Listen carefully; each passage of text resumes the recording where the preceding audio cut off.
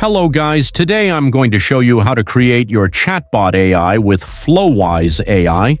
So don't forget to subscribe to the channel for more Flowise tutorials, so open Flowise and log into your account. And click on Add New button here to start creating your chatbot AI. Click on the plus button on the left sidebar, search for LLM Chain, and add the LLM Chain app here. And here just choose also for ChatGPT, so it's opening here. For example, show this one, Open AI model, and just add connector credentials here. So let's connect our chain to the Chat AI Open AI here.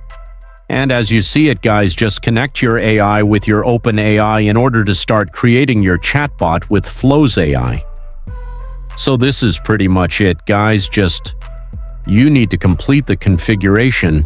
If you found this guide helpful and easy, don't forget to like and subscribe.